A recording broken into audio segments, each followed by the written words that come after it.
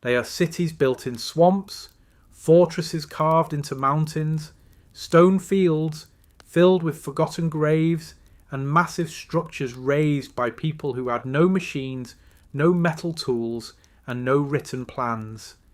Across deserts, jungles, valleys, and high plateaus, these ancient sites still stand, silent and unexplained. In this documentary, we travel from lost cities in North America to stone fortresses in South America, from burial towers in Central Asia to hidden tombs in Africa and Asia, uncovering how ancient civilizations shaped entire landscapes with nothing but human effort, knowledge, and belief. These are not legends, and as you listen, you may realize that much of human history is still waiting to be understood. The mystery of Yangshan Quarry. Near the city of Nanjing in eastern China, surrounded by hills and covered in mist for much of the year, there is an ancient quarry that contains one of the most unusual, unfinished projects in human history. At first, Yangshan Quarry looks like many other old stone-cutting sites, where workers once extracted rock for temples, monuments, and buildings. But when researchers began to study this place more closely, they realized that the scale of what was attempted here is far beyond anything normally found in traditional construction. Inside the quarry, 3 enormous stone blocks remain attached to the mountain and partially separated from the bedrock. These blocks were carefully carved and shaped, but they were never removed. They were left exactly where the workers stopped, more than 600 years ago. These stones are not ordinary building materials. Together, they were meant to form a massive stone monument during the early Ming dynasty. Historical records show that the Yongle Emperor ordered the construction of the largest stone stele he ever attempted, intended to honour his father and demonstrate imperial power. The plan was to create 3 main components. One block would form the base, another would become the central body, the third would serve as the top section. When assembled, the monument would have stood over 70 metres tall and weighed more than 30,000 tons in total. Even today, moving a single stone of this size would require advanced cranes, reinforced roads, and complex engineering systems. In the 15th century, none of these technologies existed. Workers relied on wooden rollers, ropes, sledges, human labour, and simple mechanical devices. Despite these limitations, thousands of labourers were sent to Yangshan. They lived in temporary camps, followed strict work schedules, and spent years carving solid rock using iron tools, wedges, and water expansion techniques. Grooves were cut into the mountain, wedges were inserted, and water was poured in to expand the rock and slowly separate massive blocks. The precision of this work is still visible today. The surfaces of the stones are relatively smooth. The edges are straight. The shapes are consistent. This shows that the workers were highly skilled and carefully supervised. However, after the stones were fully carved and separated from the mountain, something unexpected happened. The project stopped. The blocks were never moved. No roads were completed. No transport system was built. No attempt was made to relocate them. They were simply abandoned. There is no surviving official document that clearly explains why this happened. Historians have had to rely on engineering analysis and indirect records to understand what went wrong. One major reason appears to be miscalculation. Modern engineers who studied the site discovered that the planners likely underestimated the true difficulty of transporting such enormous stones. On paper, the project may have seemed possible. In reality, once the stones were finished, it became clear that moving them across uneven terrain would be extremely dangerous and likely impossible. The area surrounding the quarry has steep slopes, soft soil, narrow paths, and no natural flat routes. Building a road capable of supporting thousands of tons would have required enormous additional resources. There is no evidence that such infrastructure was ever completed. It is likely that once workers and officials realised The stones could not be transported safely. The project was quietly cancelled. Political factors may also have played a role. Large construction projects depended entirely on imperial support. If funding was reduced, priorities changed, or leadership shifted, work could be stopped immediately. The death of important officials or changes in court politics may have ended the project before a solution was found. Without support, thousands of workers would have been reassigned and the quarry would have been abandoned. What remains today is a rare example of ancient engineering ambition that exceeded practical limits. Yangshan Quarry shows that Ming Dynasty builders possessed advanced organizational skills, precise stone cutting techniques, and the ability to manage massive labor forces. At the same time, it shows that even powerful empires could make serious planning mistakes. This site is valuable to historians because it reveals not only what ancient societies could achieve, but also where their limits were. Most historical monuments show success. Yangshan shows failure. It shows a project that was started with confidence, carried out with great effort, and then stopped when reality proved stronger than ambition. Standing beside these stones today, visitors can see exactly where history paused. The marks of tools are still visible, the separation lines are still clear, the blocks are still resting in the position where workers left them centuries ago. They were meant to be moved. They were meant to become a monument. They were meant to stand in a city as a symbol of power. Instead, they became something else. The pyramid lost in dust. The story of Pyramid of Djoser. On the edge of the Egyptian desert, just south of modern Cairo, there stands a structure that quietly changed the course of human history, even though many visitors today walk past it without realizing how important it truly is. This is the Step Pyramid of Djoser, located in the ancient burial ground of Saqqara, and it is considered the first large stone monument ever built by human civilization. Long before the Great Pyramid of Giza was constructed, long before Egypt became famous for its massive tombs, this pyramid marked the beginning of monumental architecture. Before Djoser's time, Egyptian kings were buried in simple rectangular tombs made of mud brick, known as mastabas. These structures were practical, but limited in size and durability. They were not designed to last forever. During the reign of Pharaoh Djoser, around 4,700 years ago, a revolutionary idea appeared. Instead of building one mastaba, his architects decided to stack several of them on top of each other, gradually reducing their size, creating a stepped structure that rose toward the sky. This design transformed a simple tomb into something monumental. It was no longer just a grave. It became a symbol of divine power, eternal life, and cosmic order. The man behind this innovation was Imhotep, Djoser's chief architect, engineer, and advisor, who is often regarded as the world's first known architect and scientist. Imhotep made a bold decision. Instead of using mud brick, he chose to build the entire complex out of limestone. At that time, stone had never been used on such a large scale. There were no established methods for quarrying, transporting, and stacking massive stone blocks for buildings of this size. Everything had to be invented from scratch. Workers quarried limestone from nearby cliffs, cut it using copper tools and stone hammers, and transported it across desert terrain using sledges, ropes, and human labour. Each block had to be shaped carefully and placed with precision to maintain stability. Over years of construction, the structure grew into a 6-tier pyramid rising more than 60 metres high. But the pyramid itself was only part of the project.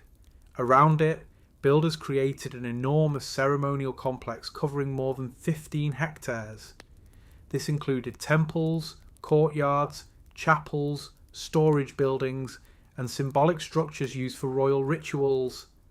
Many of these buildings were carved to look like wood and reed constructions, even though they were made of stone, showing how traditional designs were translated into permanent materials. Beneath the pyramid, lies an underground world of tunnels and chambers stretching for kilometres.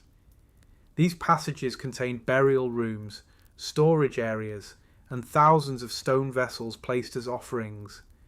The main burial chamber was carved deep into the bedrock and sealed with massive granite blocks designed to protect the king's body and treasures forever. For ancient Egyptians, preserving the body was essential for eternal life. The pyramid was not simply a tomb, it was a resurrection machine. It was meant to help the king's soul travel to the stars and join the gods. The stepped shape symbolized a staircase to heaven, allowing the pharaoh to ascend into the sky. For centuries after its construction, Djoser's pyramid remained a model for later builders. It inspired the smooth-sided pyramids at Giza and influenced royal architecture for generations. Without this experiment at Saqqara, Egypt's golden age of pyramid building might never have happened. However, over time, nature and history began to erase its glory. Wind carried sand across the plateau, dust settled on stone, earthquakes weakened foundations, blocks cracked, walls collapsed. Later dynasties reused stones for other buildings, grave robbers entered underground tunnels, temples fell into ruin. By the time Greek and Roman travellers visited Egypt, the complex was already partly buried and damaged. For many centuries, much of the step pyramid remained hidden beneath layers of dust and debris. Some structures were completely invisible, others appeared as broken ruins rising from the sand. Its true scale and complexity were forgotten. Modern restoration began only in the 20th century, when archaeologists started clearing sand, reinforcing walls, and studying underground chambers. They discovered how advanced the original construction had been. They found evidence of careful planning, standardized stone cutting, and complex engineering methods. Recent restoration projects have strengthened internal tunnels, repaired collapsing walls, and stabilized the pyramid after centuries of decay.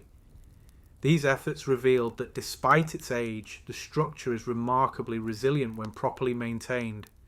What makes Djoser's pyramid especially important is not its size, but its role in human development. The fortress above endless water, the mystery of Dunaungasa. On the western edge of Ireland, where land ends, and the Atlantic Ocean stretches endlessly toward the horizon, there is a stone fortress standing on the edge of a vertical cliff, exposed to wind, rain, storms, and crashing waves. This place is Dunaungasa, located on Innis Mhor, the largest of the Aran Islands, and it is one of the most dramatic and mysterious prehistoric sites in Europe. From above, the fort appears almost unreal. A series of massive stone walls curve in perfect arcs, forming a semicircle that opens directly toward the ocean, while the back of the fort is protected by steep cliffs dropping more than 100 metres into the sea. There are no natural harbours nearby, no easy access routes, no sheltered coastline. Yet thousands of years ago, people chose this extreme location to build one of their most important structures. Archaeological studies suggest that Dunaungasa was first built more than 3,000 years ago during the Bronze Age and continued to be used and modified into the early Iron Age. This means that generations of people returned to this place, repaired it, expanded it, and treated it as a long-term centre of activity. The fort consists of several concentric stone walls made from large limestone blocks gathered from the surrounding landscape. These stones were not cemented together. They were carefully stacked and balanced using dry stone techniques, requiring skill, experience, and constant maintenance. Some walls are more than 5 metres thick and rise several metres high, showing that defence was a major concern. Inside the walls lies an open enclosure where people once lived, gathered, stored supplies, and carried out rituals. Remains of hearths, dwellings, and tools have been found here, indicating that this was not just a symbolic monument, but a functioning settlement. One of the most unusual features of Dunauwangasa is the field of sharp limestone rocks known as cheval de frise, placed in front of the inner walls. These stones were deliberately set upright in the ground to injure attackers' feet and slow down any advance. This type of defensive system is extremely rare in prehistoric Europe and shows advanced understanding of military strategy. It suggests that the people who built this fort were preparing for real conflict. They expected threats. They were protecting something valuable. What remains unclear is exactly who these people were and why they chose such a dangerous location. Living on the edge of a cliff exposed to Atlantic storms is not easy. Winds are constant, rain is frequent, temperatures change quickly. Food supplies depend on fishing, small-scale farming, and trade. Yet this place was occupied for centuries. Some researchers believe Dunauwangasa was primarily a defensive stronghold, protecting an elite group or important resources. From this position, inhabitants could see approaching boats from far away and control access to the island. Any enemy arriving by sea would be visible long before landing. Others suggest that the site had religious or ceremonial importance. The open side facing the ocean may have been symbolic, connecting the fort to the spiritual world, ancestors, or sea-based deities. The dramatic setting could have been chosen intentionally to inspire awe and reinforce social authority. There is also evidence that Dunauwangasa may have served as a regional gathering centre where different communities met for trade, decision-making, and seasonal rituals. Large open spaces inside the fort could accommodate groups of people. Its visibility from far away made it a natural landmark. Over time, natural forces began to reshape the site. Strong winds eroded stone. Storm waves undermined the cliffs. Parts of the fort collapsed into the ocean. Some sections that once existed are now permanently lost. What we see today is only a fragment of the original structure. Despite this, the remaining walls are still remarkably stable, showing how well they were constructed. Modern studies have found no evidence of mortar, metal reinforcements, or advanced machinery. Everything was built using simple tools, human strength, and deep practical knowledge of stonework. The builders understood how to distribute weight, how to interlock stones, and how to adapt to uneven terrain. They created a structure that has survived thousands of years in one of Europe's harshest environments. Historical records from later periods contain myths and legends about Dunauwangasa, often linking it to ancient kings and warriors. However, there is no written record from the time of its construction. Its true name, original purpose, and political role remain unknown. All interpretations are based on archaeology, landscape analysis, and comparative studies. Today, visitors who stand at the edge of the fort and look down at the waves often experience a sense of disbelief. It is difficult to imagine families living here. It is difficult to imagine children playing here. It is difficult to imagine daily life continuing under constant threat from weather and isolation. Yet people did live here. They built here. They defended here. They returned here. Dunauwangasa represents a society that was organised, skilled, and resilient. It shows that prehistoric communities were capable of large-scale planning, long-term construction, and complex social cooperation. They were not simple or primitive. They were strategic, adaptive, and deeply connected to their environment. The fortress above endless water stands today as a reminder that ancient people were willing to push human settlement to its limits in order to gain security, identity, and control. They chose one of the most extreme locations imaginable and turned it into a stronghold. Not because it was easy, but because it was powerful, and in doing so, they left behind one of Europe's most remarkable prehistoric monuments, suspended forever between land, sea, and sky. The temple that slowly disappears, the living ruins of Tarprom. Deep inside the forests of Cambodia, where heat, humidity, and rain shape the land every day, there stands a temple that is slowly being taken back by nature, not through sudden destruction, but through quiet, continuous growth. This place is Ta Prohm, one of the most unusual and haunting temples in the Angkor region, where stone walls and massive tree roots are locked together in a long, silent struggle that has lasted for centuries. Unlike many other ancient monuments that were restored to look new, Ta Prohm was deliberately left in a semi-ruined state, allowing visitors to see what happens when human architecture and natural forces collide over time. The temple was built in the late 12th century during the reign of King Jayavarman VII, one of the most powerful rulers of the Khmer Empire, which once controlled large parts of Southeast Asia. Originally, Ta Prohm was not just a temple, it was a vast religious and educational complex. Historical inscriptions show that it housed monks, priests, students, dancers, and workers. More than 12,000 people lived and worked here, supported by surrounding villages that provided food, labour, and supplies. The complex included libraries, courtyards, towers, living quarters, and ceremonial halls, all built from sandstone and laterite stone. At its peak, Ta Prohm was carefully maintained, cleaned, and repaired by skilled workers who ensured that walls remained stable and drainage systems functioned properly. But everything changed when the Khmer Empire began to decline. From the 15th century onward, political instability, foreign invasions, and shifting trade routes weakened the state. Angkor was gradually abandoned. Royal courts moved elsewhere. Administrative centres collapsed. Without constant maintenance, temples like Ta Prohm were left exposed to the jungle. At first, vegetation grew slowly. Small plants appeared in cracks.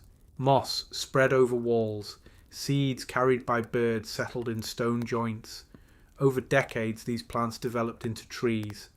Their roots pushed deeper into the structures, following moisture and weakness in the stone. Eventually, enormous fig and silk cotton trees grew directly on top of buildings. Their roots wrapped around towers, corridors, and doorways, pressing into walls and lifting blocks out of position. Some roots acted like natural supports, holding collapsing sections together. Others slowly broke structures apart. This created the strange situation seen today, where trees both preserve and destroy the temple at the same time. If the roots were suddenly removed, many walls would collapse. If they are left alone, they will continue to damage the stone. Conservation teams face a difficult balance between protection and authenticity. Archaeologists studying Ta Prohm have found that the builders used advanced techniques for their time, including layered foundations, water management systems, and precise stone cutting. Blocks were fitted tightly without mortar. Drainage channels carried rainwater away from sensitive areas.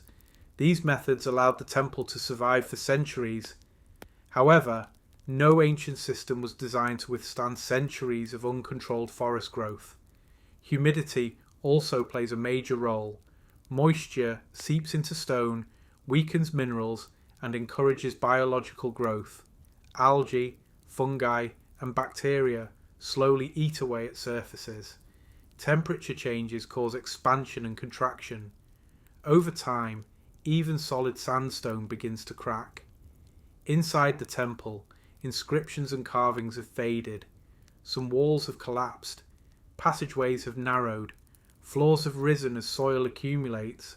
What was once a carefully planned complex now feels like a maze shaped by chance. Despite this, Ta Prohm remains structurally impressive. Many sections are still standing after more than 800 years.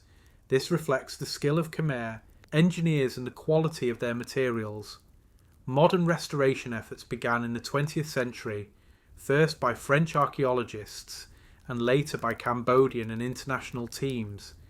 Instead of fully rebuilding Ta Prohm, they chose to preserve its jungle temple appearance.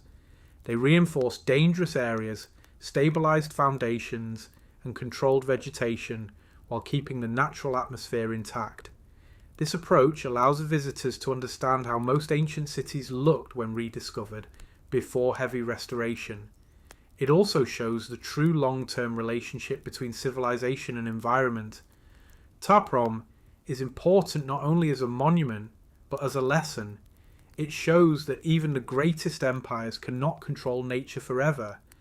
Buildings require constant care. Without it, forests, water and time will always return.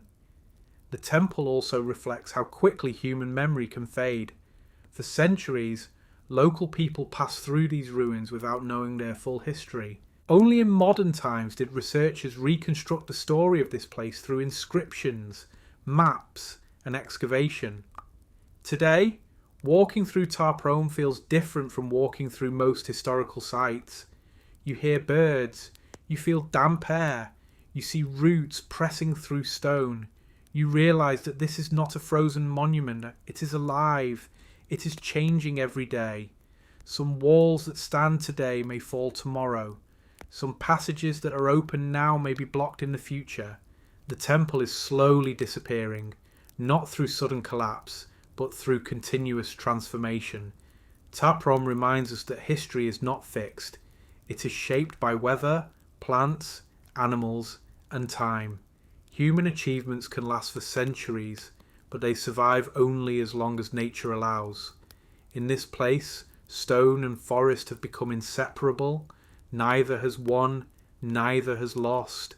They continue their quiet struggle, and through that struggle, Taprom tells one of the most powerful stories in The Tomb That Sleeps in Darkness, the hidden world of Valley of the Kings. On the west bank of the Nile River, across from the modern city of Luxor, lies a dry and silent valley surrounded by sharp limestone hills, a place that looks empty and lifeless on the surface, yet contains one of the greatest concentrations of royal tombs in human history.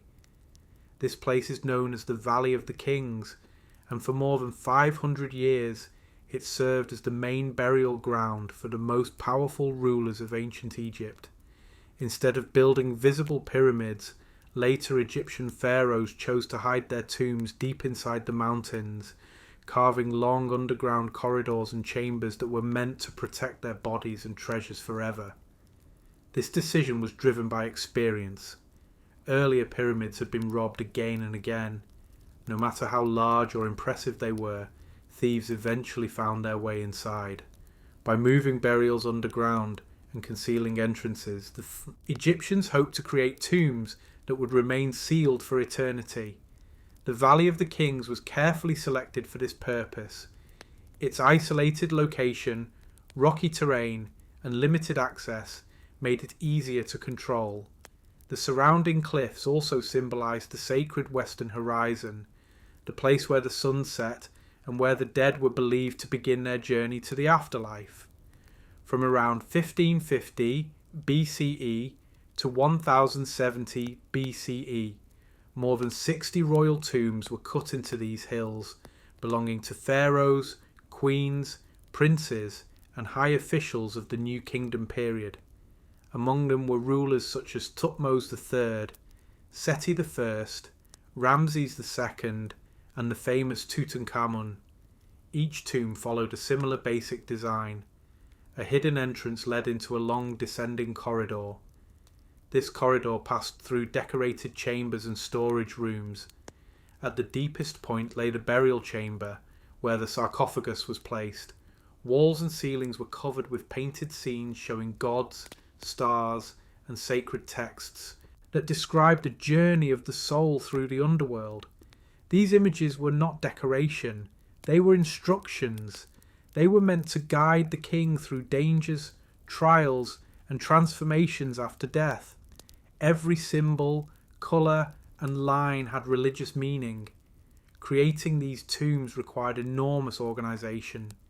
Teams of skilled workers, artists, architects, and engineers lived in a nearby village called Deir el Medina, where they followed strict schedules and secretive rules.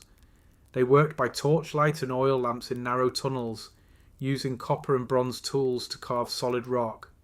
Ventilation was limited, temperatures were high, Working conditions were difficult, yet the quality of their craftsmanship remains extraordinary. Walls were smoothed, paintings were detailed, texts were carefully copied, even small mistakes were corrected.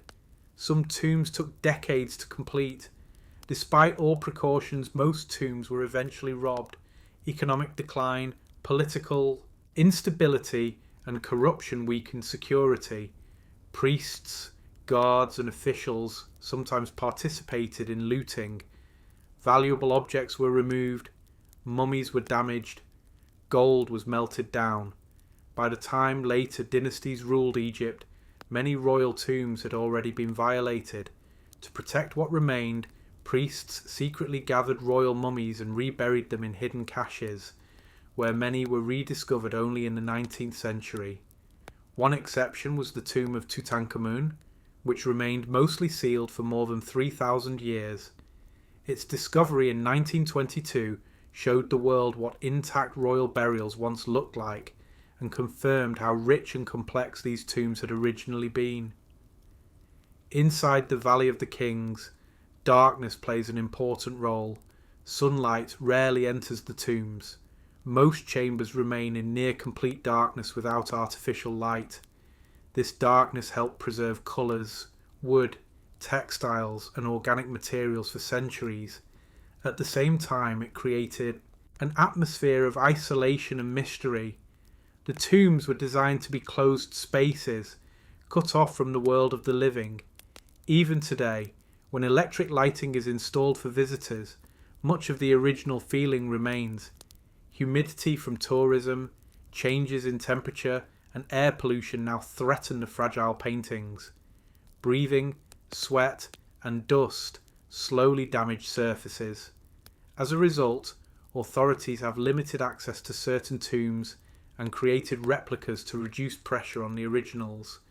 Conservation teams constantly monitor cracks, moisture, and pigment stability to prevent further deterioration. Modern technology has also transformed research in the valley. Laser scanning, 3D mapping, and ground-penetrating radar have revealed hidden chambers, sealed corridors, and structural weaknesses. In recent years, scientists have searched for undiscovered tombs, including possible burial places of missing royal figures. Some anomalies detected underground suggest that more chambers may still be waiting to be found. The Valley of the Kings is not just a cemetery, it is a record of how ancient Egyptians understood life, death, power, and eternity. Every tomb reflects political ambition, religious belief, and technical skill. Together they form a complete system designed to preserve identity beyond physical death. Standing in one of these underground chambers today, surrounded by painted gods and faded stars, it becomes clear that these spaces were never meant to be seen by future generations. They were meant to remain sealed. The silent stronghold of Sigiriya. In the central plains of Sri Lanka, rising suddenly from flat forests and farmland, there stands a massive column of rock that looks almost unnatural, as if it were placed there intentionally by some unknown force. This towering formation is Sigiriya, also known as Lion Rock, and on its summit rests the remains of one of the most extraordinary royal fortresses ever built in the ancient world. From a distance, Sigiriya appears isolated and unreachable. Its sheer sides rise nearly 200 meters straight into the air, offering almost no natural paths to the top. Clouds often gather around its peak, and during storms, the rock seems to disappear into mist, making it look more like a floating island than a mountain. Yet more than 1,500 years ago, people climbed this rock daily, carrying stone, water, tools, food, and building materials to create a complete palace complex at its summit. The story of Sigiriya begins in the 5th century CE, during the reign of King Kashyapa. According to historical chronicles, Kashyapa seized the throne after overthrowing his father and forcing his brother into exile. Fearing revenge and rebellion, he decided to build a new capital that would be almost impossible to attack. He chose Sigiriya. Its height, isolation, and natural defences made it ideal for a fortified royal residence. Construction began on a massive scale. Engineers carved stairways directly into the rock. They built brick walls along narrow ledges. They created gateways, guard posts, and viewing platforms. On the summit, they constructed palaces, halls, pools, and gardens. Everything had to be carried upward by human labour. There were no machines, no cranes, no modern equipment. Every stone block and every drop of water had to be transported manually. One of the most remarkable features of Sigiriya is its advanced water system. Even today, fountains, pools, and channels still function during the rainy season. Engineers designed underground pipes, pressure systems, and reservoirs that allowed water to flow upward and circulate across the complex. This level of hydraulic engineering was far ahead of its time and shows that Sigiriya was not just a fortress, but a carefully planned living environment. Halfway up the rock lies one of its most famous sections, the Mirror Wall. Originally polished so smoothly that it reflected the king's image, this wall later became a surface where visitors carved poems and messages. These inscriptions, written over centuries, provide rare insight into how ordinary people experienced Sigiriya long after it stopped being a royal capital. Nearby are the remains of ancient frescoes, paintings of women believed to represent celestial beings, royal attendants, or symbolic figures. Their colours and expressions show remarkable artistic skill and emotional depth. These paintings demonstrate that Sigiriya was not only a military structure, but also a cultural and artistic centre. At the entrance to the upper palace once stood a massive stone gateway shaped like a lion. Visitors passed through its mouth and climbed between its paws to reach the summit. Today, only the paws remain, but they still suggest the scale and symbolism of the original design. The lion represented royal power, protection, and divine authority.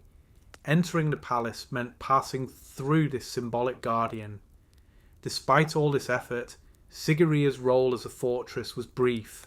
After King Kashyapa's death, the capital was abandoned. Political power returned to older centres. Sigiriya lost its strategic importance. Within a few decades, the palace was empty. Without royal support, maintenance stopped. Buildings deteriorated. Gardens dried up. Walls collapsed. Later, Buddhist monks used the site as a monastery for several centuries, adapting some structures for meditation and worship. Eventually, even this use declined. The rock was left, largely alone. Over time, forests grew around it. Paths eroded. Storms damaged walls. Animals nested in ruins. The fortress that was once guarded by soldiers and servants became unguarded and silent. European explorers rediscovered Sigiriya in the 19th century, and systematic archaeological research began in the 20th. Excavations revealed foundations, drainage systems, storage areas, and living quarters that confirmed the site's original complexity.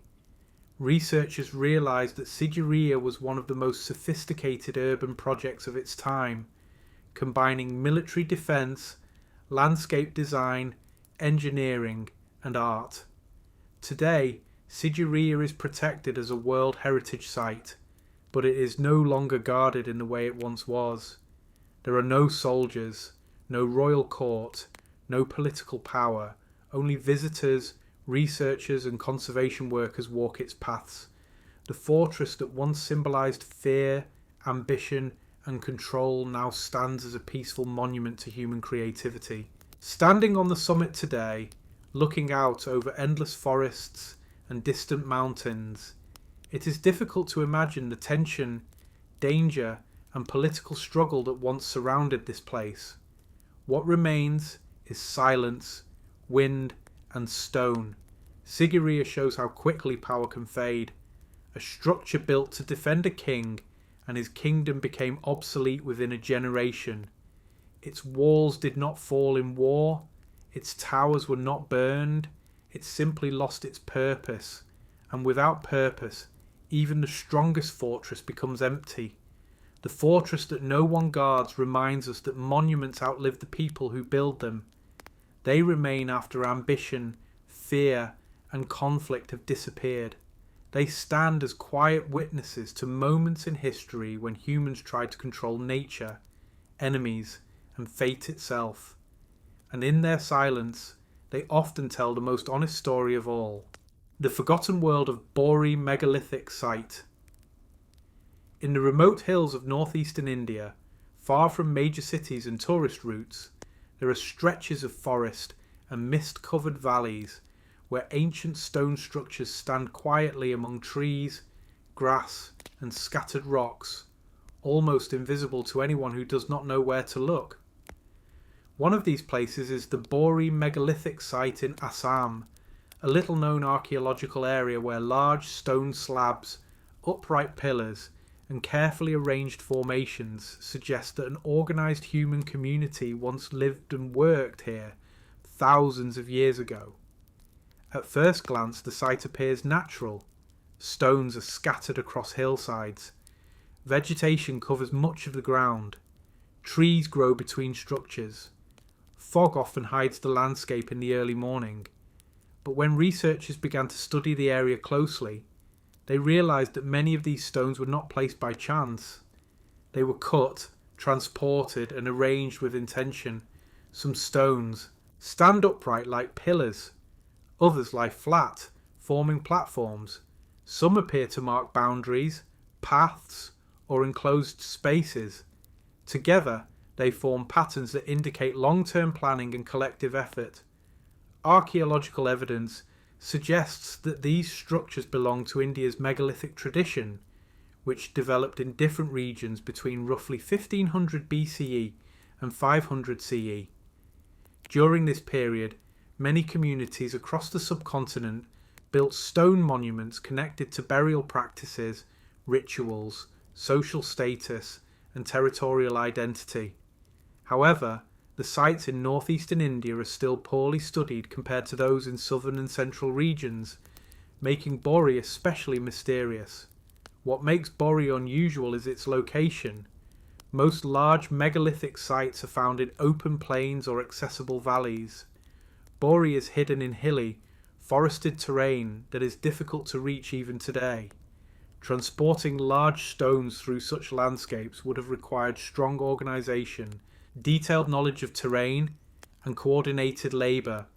This suggests that the people who built these monuments were not small, isolated groups, but part of a stable and cooperative society. Researchers believe that many of the stones at Bori were used as burial markers or memorials.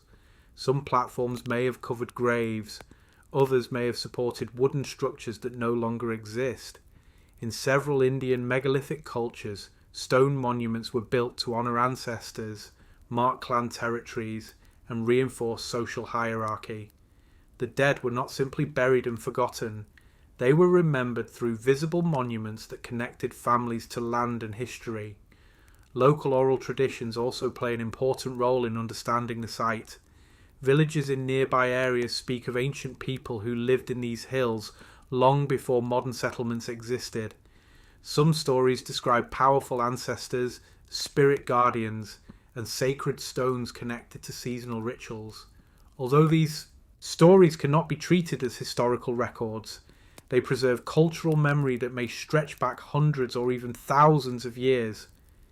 Like many prehistoric sites in India, Bori lacks written inscriptions. There are no carved names, no dates, no official records. Everything must be reconstructed from stone patterns, soil layers, tool fragments, and environmental evidence. This makes interpretation slow and uncertain. Each new excavation adds small pieces to a much larger puzzle. One of the biggest challenges in studying Bori is preservation. Heavy rainfall, landslides, vegetation growth, and animal activity constantly reshape the landscape. Roots push stones out of position. Soil covers platforms. Flooding washes away evidence. Over time, carefully arranged structures become difficult to recognise. human activity also poses a threat. Road construction, farming, quarrying, and illegal artifact collection have damaged parts of the site. Because Bori is not widely known, it receives little protection. Some stones have been moved or reused in modern buildings. Others have been broken. Important context has already been lost. Despite these problems, surveys show that Bori was likely part of a wider network of prehistoric settlements in northeastern India, connected through trade routes, migration paths, and shared cultural practices. Stone tools, pottery fragments, and metal traces found in nearby regions indicate interaction with communities in present-day Bangladesh, Myanmar, and central India. This means Bori was not isolated. It was part of a broader human system. The people who lived here were probably farmers, herders, and craft specialists who adapted to hilly environments by using terraces, forest resources, and seasonal movement. Their stone monuments were expressions of identity, belief, and social structure. They required cooperation between families and generations.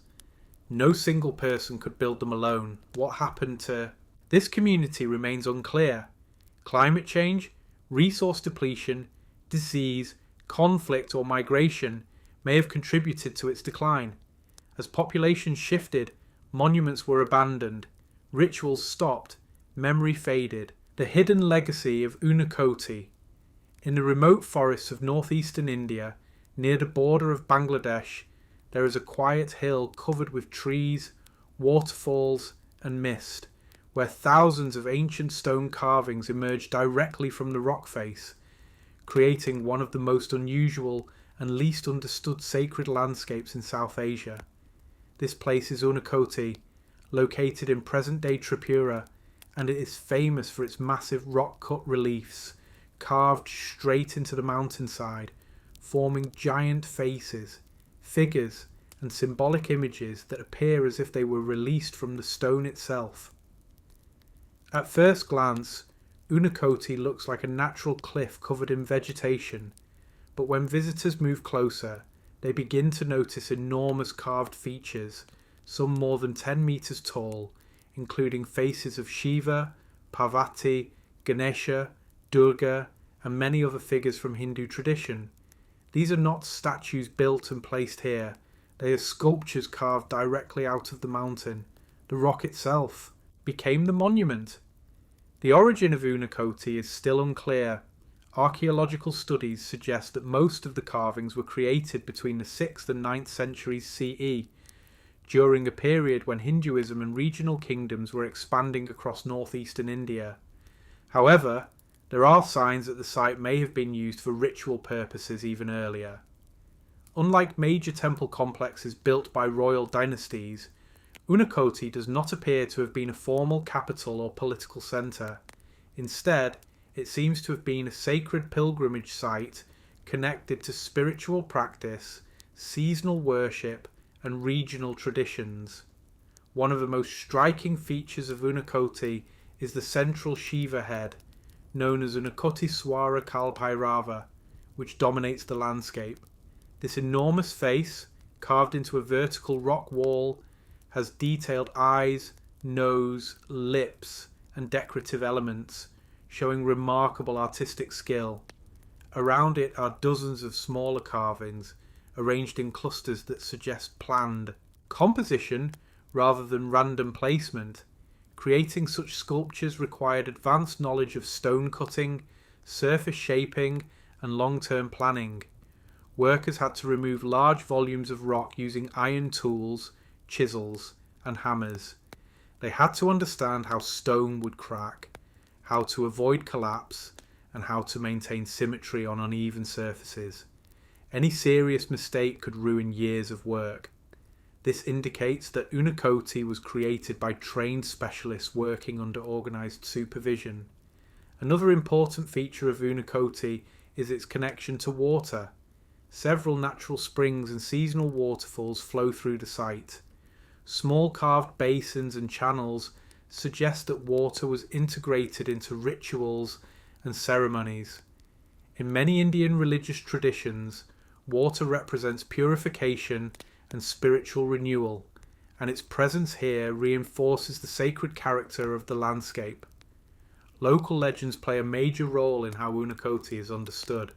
According to one popular story, Lord Shiva once stopped here with his followers while travelling to Kashi. When they failed to wake up in time, he left them behind, turning them into stone. The name Unakoti means one less than a crore, referring to 99,99,999 figures. While this story is symbolic, it reflects how local communities have interpreted the site for centuries. From an archaeological perspective, Unakoti may have served multiple functions. It likely acted as a pilgrimage destination where people gathered during religious festivals.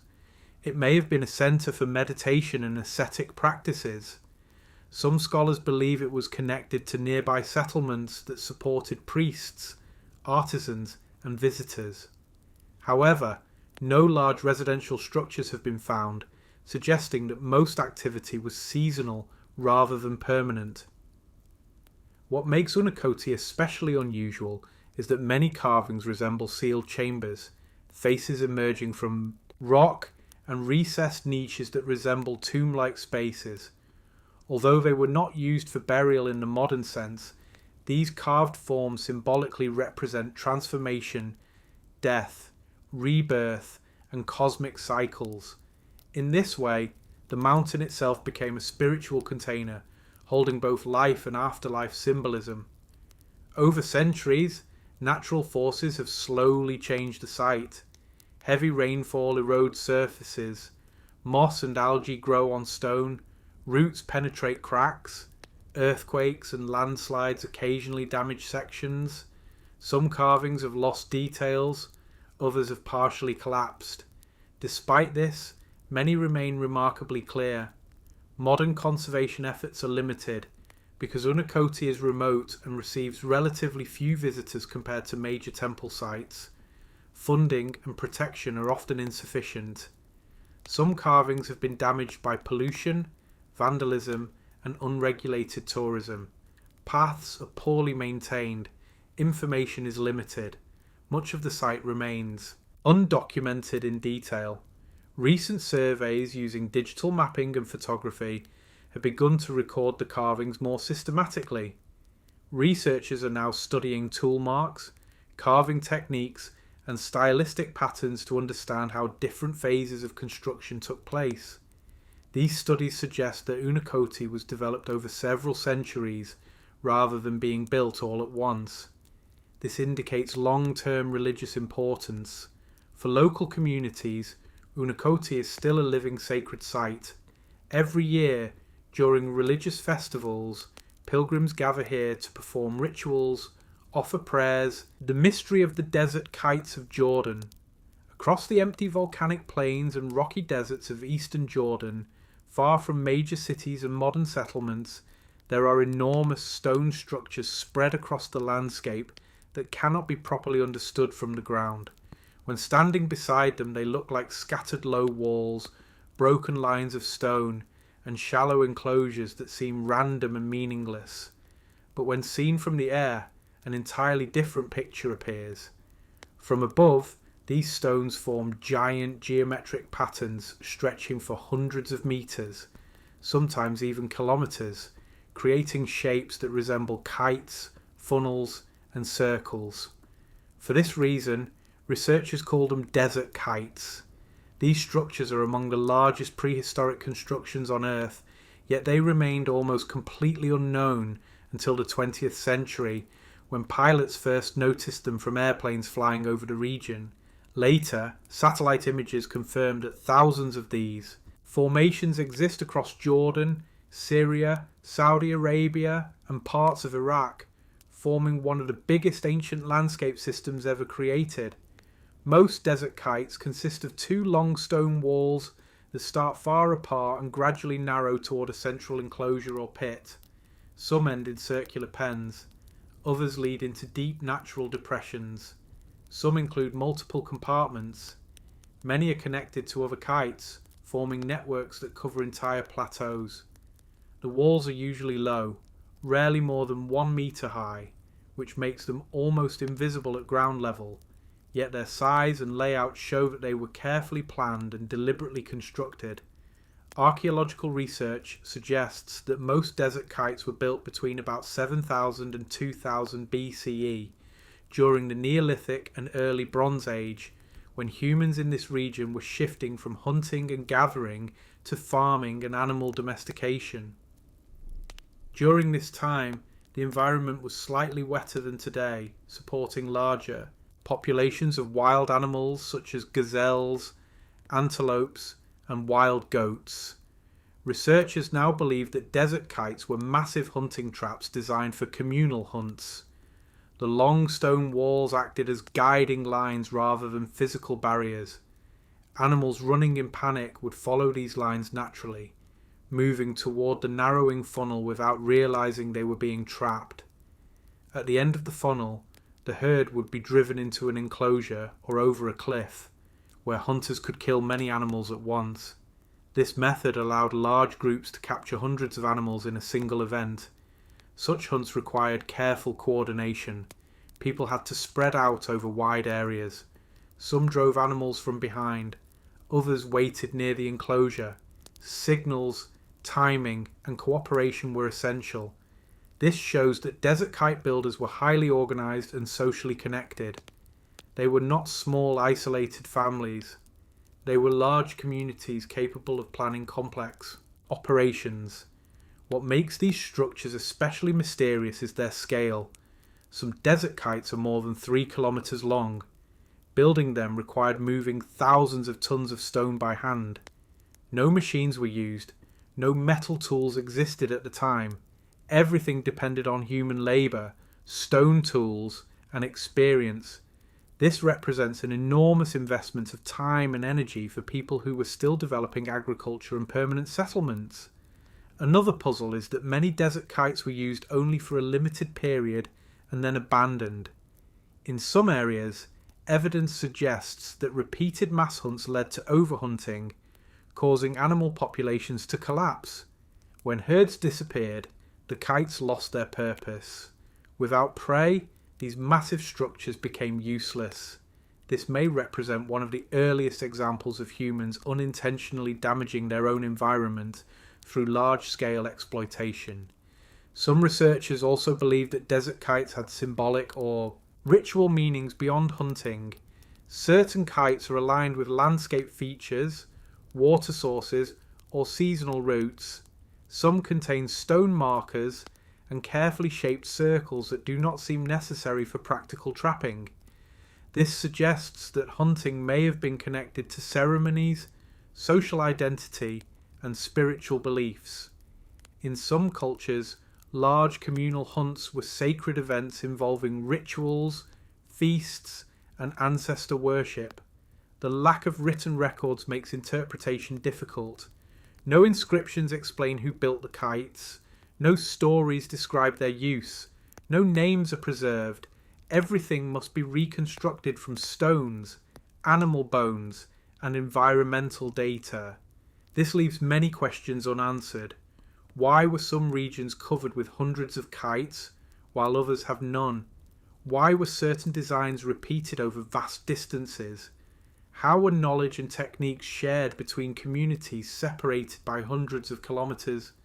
Recent research using satellite mapping and drone surveys has revealed that many desert kites are far more complex than previously believed.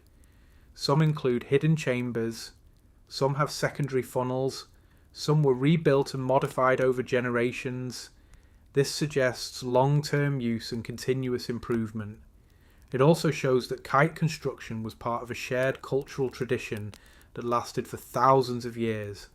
Unfortunately, many of these structures are now being damaged.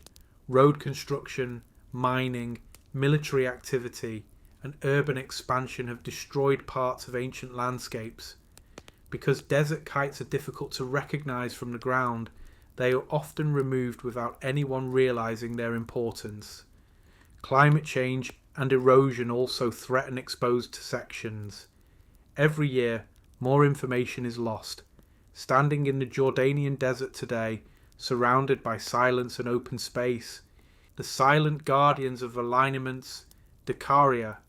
In the rugged interior of Corsica, far from busy beaches and tourist towns, there is a quiet plateau surrounded by low mountains, forests, and open sky, where dozens of tall stone figures stand in long rows across the landscape, facing the horizon as if watching over the land.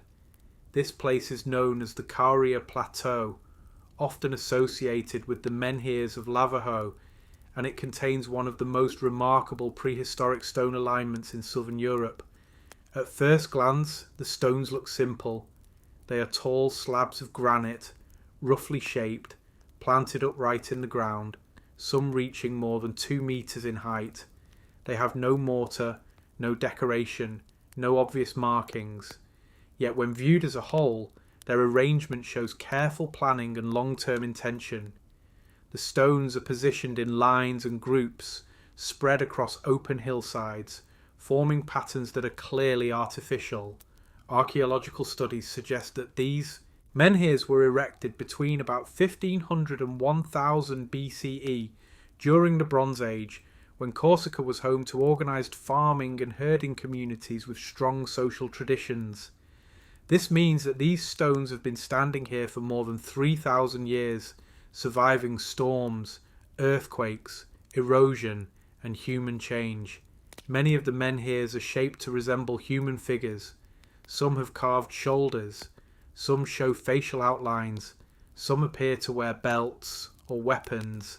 These anthropomorphic features suggest that the stones were not merely markers, but symbolic representations of people, ancestors, warriors, or spiritual guardians. In several cases, carvings resemble daggers and swords, indicating a connection to warfare, status, or leadership. This suggests that the society that built these stones placed strong importance on identity, memory, and power. Transporting and erecting these stones was not simple. Each block was quarried from nearby outcrops, shaped using stone and metal tools, dragged across uneven ground, and lifted upright using ropes, wooden supports, and coordinated human effort. This required careful planning, physical strength, and cooperation among many individuals. No single family could have done this alone. It was a community project. Researchers believed that the menhirs were part of a larger ceremonial landscape. Nearby, archaeologists have found remains of stone enclosures, pathways, and burial sites, suggesting that the plateau was used for rituals, gatherings, and social events over long periods. It was not just a place to place stones, it was a sacred and political centre. One theory is that these standing stones represented important ancestors or leaders, placed in rows to symbolise lineage, continuity, and territorial control. By displaying these figures in open space, communities could show ownership of land and reinforce social structure. Another theory suggests that the alignments were connected to astronomy and seasonal cycles. Some rows appear to follow solar and lunar directions, possibly marking solstices, planting seasons, or ceremonial dates. However, because no written records exist, these interpretations remain uncertain.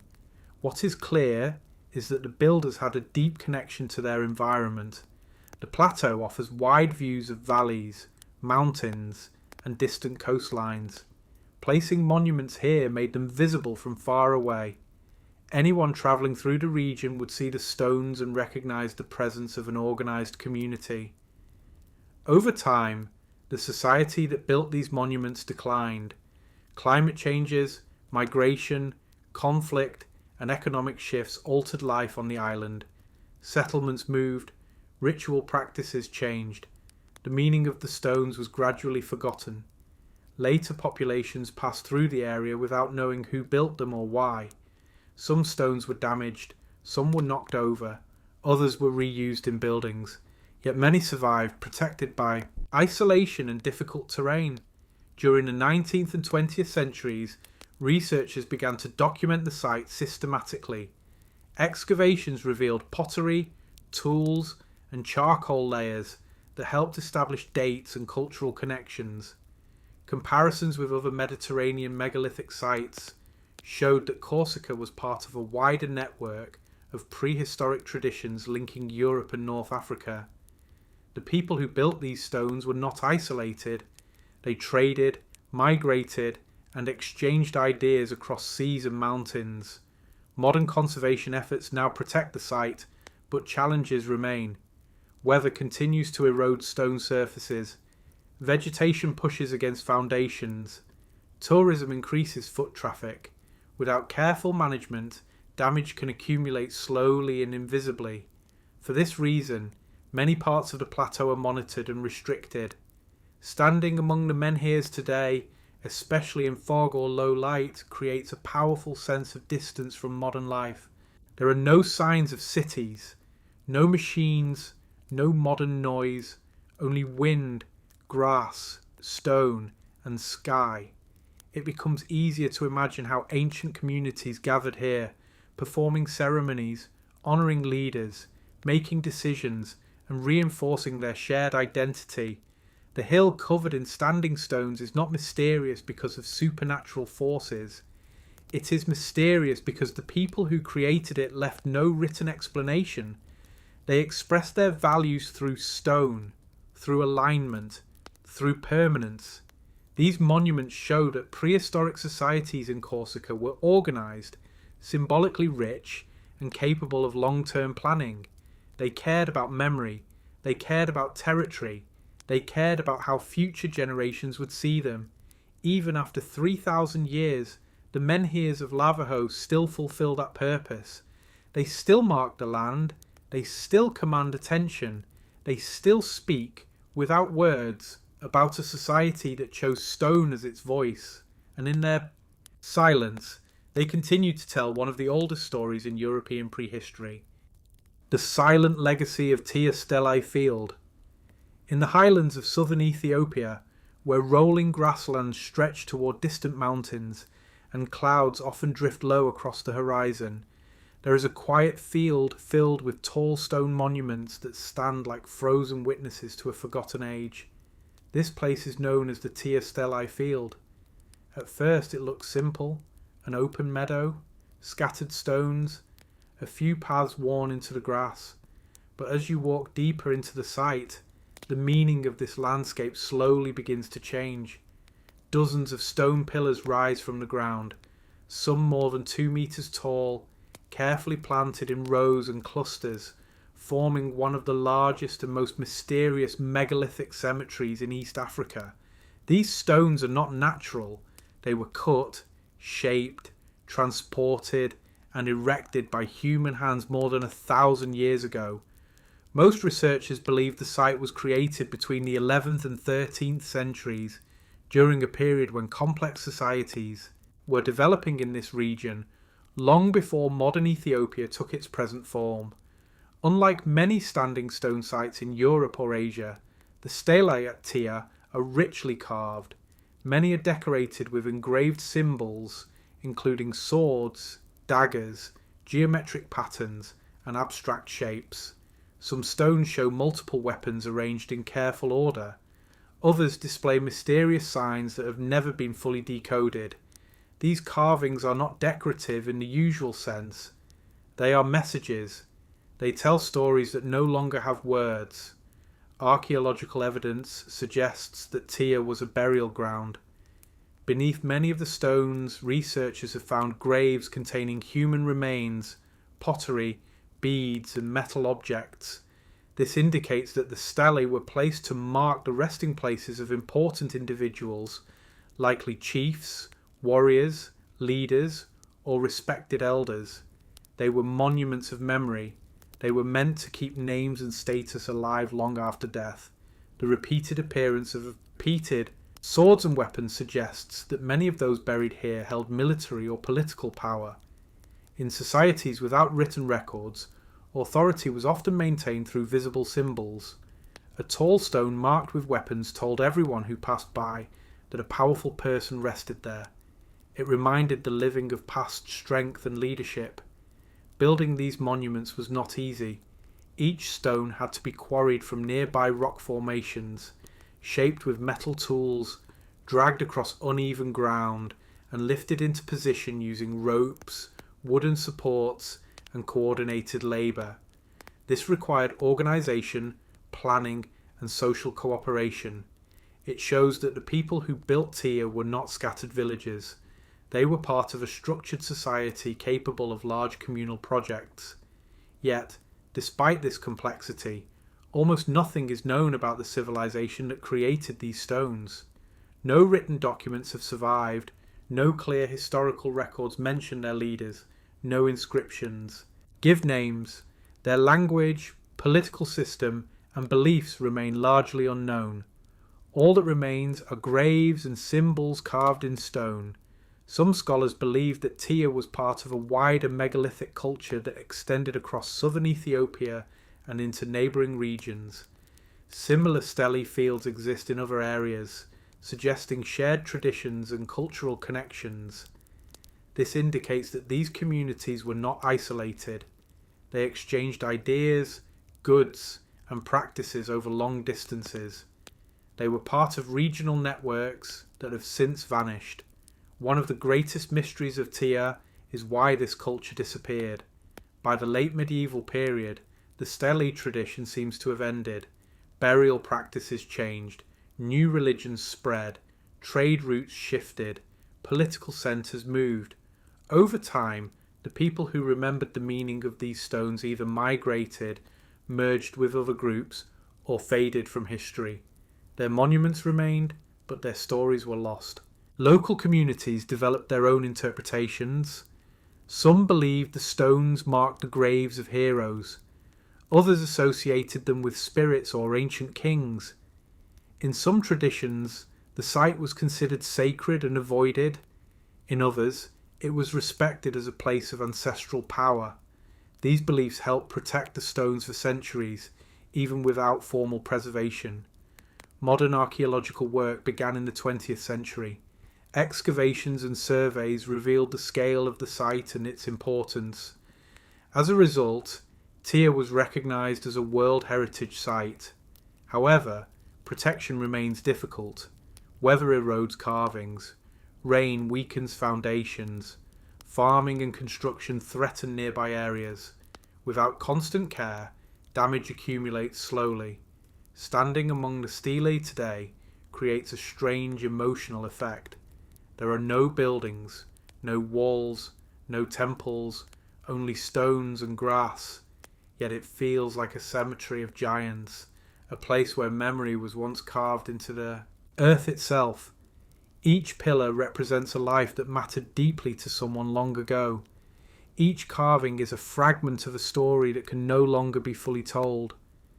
The stone fields of forgotten chiefs remind us that history is not only written in books, it is also written in landscapes, in graves, in monuments, in symbols that outlast languages and empires. These stones once declared power, identity, and belonging. Today, they declare something else. They remind us how easily knowledge can disappear, how entire civilizations can vanish without leaving names behind, and how stone, silent and patient, becomes the final keeper of human memory. Tyre stands as one of Africa's quietest but most powerful historical archives. Not made of paper, not stored in libraries, but carved into the land itself. And as long as these stones remain standing, the forgotten chiefs of the highlands are not completely lost. They are still here, watching, waiting, remembered in silence. The hidden world of Barda Valley megaliths. In the remote highlands of central Sulawesi, Indonesia, surrounded by dense forests, misty mountains, and wide grass valleys, there is a quiet region where massive stone figures and monuments stand scattered across the land, creating one of the most mysterious prehistoric landscapes in Southeast Asia. This place is known as the Barda Valley, located inside the Law Lindu region, and it contains hundreds of ancient megaliths that appear to have been placed deliberately across hills, slopes, and open plains, forming what looks like a mountain shaped by graves, memorials, and ritual markers. Unlike famous temple complexes or planned cities, Beda Valley does not have walls, towers, or palaces. Instead, its monuments are spread naturally across the terrain. Tall stone statues rise from the soil. Large carved blocks lie half buried in grass. Some stones stand alone. Others appear in small groups. Many are positioned near streams, terraces, and elevated ground. From above, the entire valley looks like a vast open cemetery created over many generations. The most striking features of the site are the giant stone statues, some reaching more than 4 meters in height. These figures often have human-like shapes, with carved heads, eyes, arms, and torsos. Some appear to be sitting, others stand upright. A few show facial expressions that seem almost intentional, giving them a haunting presence. The most famous statue, known locally as Pelindo, is one of the largest prehistoric stone figures in Indonesia. These statues were not built from stacked stones. They were carved from single blocks of granite. This required advanced stoneworking skills, patience, and long-term planning. Workers had to extract massive rocks from nearby sources, shape them using stone and metal tools, and move them across uneven terrain without modern machinery. This alone suggests a highly organised society with strong leadership and cooperation. In addition to statues, the valley contains large stone vats, flat slabs, burial markers, and carved platforms. Some of these stone containers may have been used for ritual washing, food preparation, or funerary ceremonies. Others may have held bones, offerings, or sacred objects. Archaeological evidence indicates that many of these monuments are linked to burial practices and ancestor worship. Carbon dating and soil studies suggest that the site was developed over a long period, possibly between 1000 BCE and 1000 CE. This means that multiple generations contributed to shaping the valley. It was not created all at once. It was slowly built up through repeated rituals, commemorations, and burials. Each new monument added another layer to the landscape. Unlike civilizations that left written records, the people of Bada Valley left no texts, inscriptions, or historical documents. Everything we know about them comes from stone, tools, pottery fragments, and oral traditions. This makes interpretation difficult. Researchers must rely on patterns, comparisons, and environmental studies to reconstruct their way of life. Most scholars believe that the valley was used by an organised agricultural society that practiced terrace farming, animal husbandry, and regional trade. The fertile soil and stable climate would have supported permanent settlements. Nearby river systems connected the valley to coastal regions, allowing exchange of goods and ideas. This suggests that Bada Valley was not isolated. It was part of wider cultural networks in ancient Indonesia. One of the biggest mysteries is how these people managed to move and position such heavy stones. Some statues weigh several tons. There are no clear traces of roads, ramps, or transport systems. It is likely that builders used wooden rollers, ropes made from plant fibres, sledges, and coordinated human labour. They may also have used seasonal flooding and wet ground to reduce friction. All of this required careful planning and strong social organisation. Another unresolved question is the meaning of the statues themselves. Some researchers think they represent ancestors, clan leaders, or spiritual guardians.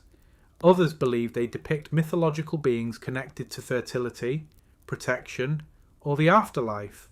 The lack of standardized designs suggests that different groups or families may have created their own monuments according to local traditions. What seems clear is that these figures were not decorative. They were part of a belief system centered on memory, lineage, and connection to the land.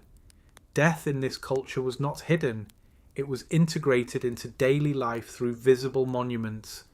Graves and statues were placed in open spaces where people could see them regularly. This reinforced social identity and respect for ancestors. Over time, this practice transformed the valley into a landscape shaped by generations of burials and rituals. Nature has slowly reclaimed much of the site. Grass grows around statues, trees shade stone platforms, rain erodes carvings, earthquakes occasionally shift foundations. Some monuments have fallen, others are partially buried. Despite this, many remain in remarkable condition. Their survival shows both the durability of the materials and the skill of the builders. Modern research in Barda Valley is still limited. The site is difficult to access. Funding is scarce. Large areas remain unexcavated. Some monuments have never been properly documented. This means that much information may already be lost or still waiting to be discovered. There are also threats from agriculture, tourism, and illegal artifact removal. Without stronger protection, damage will continue. Local communities have mixed relationships with the site. Some regard it as sacred and respect it. Others see it as part of everyday landscape. Traditional stories speak of ancient giants, powerful ancestors, and forgotten kingdoms. While these legends are symbolic, they reflect how deeply the monuments are embedded in regional identity. Walking through Barda Valley today feels like walking through an open-air archive of human memory. There are no museums, no glass cases, no guided paths in many areas, only stones standing where they have stood for centuries. Each one marks a person, a family, or a community that once lived, worked, and believed in this place. The ancient records of Tamgali petroglyphs. In the wide open landscapes of southeastern Kazakhstan, where dry mountains meet empty valleys and shadows stretch across rocky canyons, there is a hidden site where thousands of ancient carvings cover stone surfaces like pages of a forgotten book. This place is known as Tamgali, and it contains one of the largest and most important collections of prehistoric rock art in Central Asia. At first, Tamgali does not look like a fortress. There are no walls, no towers, no gates, no buildings. But when researchers studied the area closely, they realized that its geography creates a natural enclosure. Rocky ridges surround the valley. Narrow passages control entry. High cliffs overlook open ground. From many angles, the site feels protected, hidden, and deliberately chosen. It functions like a natural stone stronghold. Inside this rocky basin, more than 5,000 petroglyphs have been carved into dark stone surfaces over thousands of years. These carvings were created by removing the outer layer of rock to reveal lighter stone underneath, making images that could last for centuries. Some figures are small and simple, others are large, detailed, and complex. Together, they form a visual record of human life stretching from the Bronze Age to the early medieval period. The earliest carvings at Tamgali date back more than 4,000 years. They were made by early pastoral communities who relied on herding, hunting, and seasonal movement. Later generations added their own images, creating layers of history on the same rock faces. Each period left its mark. Each culture added its voice. One of the most famous features of Tamgali is a group of large, sun-headed human figures. These images show people with circular rays around their heads resembling suns. Scholars believe these figures may represent solar deities, spiritual leaders, or symbolic ancestors. They suggest that religion and cosmology played a central role in the lives of the people who used this site. Other carvings show scenes of hunting, herding, warfare, rituals, and daily activity. Animals such as horses, camels, goats, deer, and wolves appear frequently. Weapons, chariots, and tools are also visible. Some images show groups of people dancing or performing ceremonies. Others depict battles, and conflicts. Together, these scenes form a visual history of changing lifestyles, technologies, and beliefs.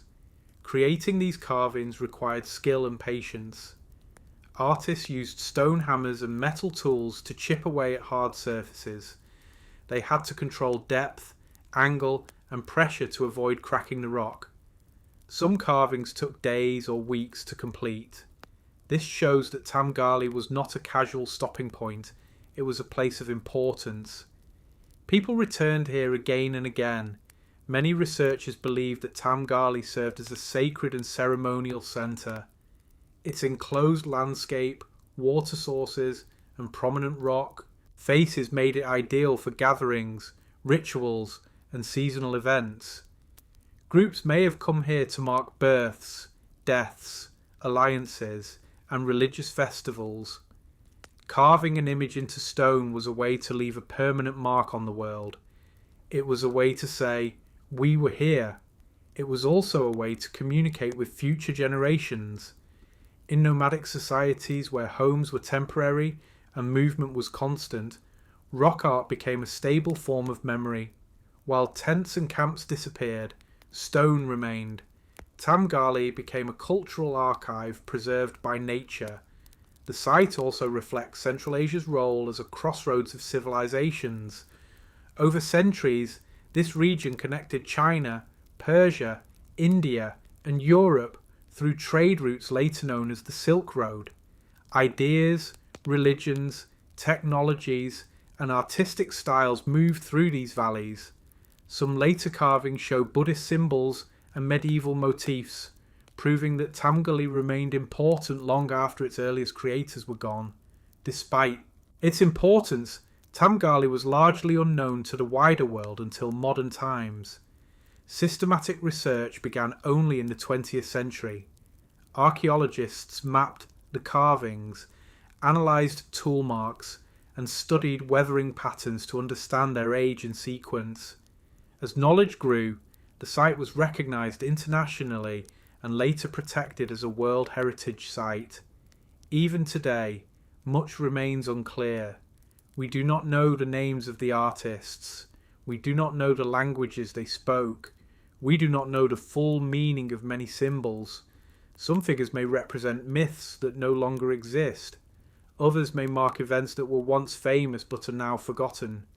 Nature continues to affect the site. Wind erodes surfaces. Rain washes away details. Temperature changes cause cracking.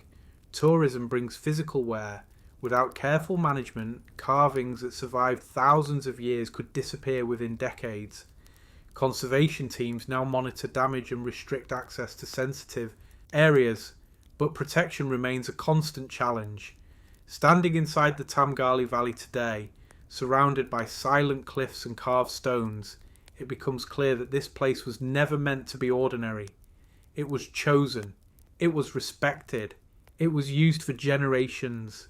People came here to record their lives, their fears, their beliefs, and their hopes. They turned rock into memory. The rock fortress of Central Asia is not a military structure. It is a cultural stronghold. It protected stories instead of soldiers. It defended identity instead of territory. It preserved knowledge instead of weapons. Tamgali reminds us that long before books, archives, and digital records, humans found ways to store their history in the landscape itself. They carved it into stone. They placed it in hidden valleys. They trusted time to protect it. And after thousands of years, those voices are still here, waiting to be read, waiting to be understood. The silent empire of the Sakha Kurgans. Across the vast open steppes of Kazakhstan, where grass stretches endlessly toward the horizon, and morning fog often drifts slowly across the land, there are hundreds of strange earthen hills rising from the plains, like frozen waves in a silent sea. To most travellers, these mounds look natural.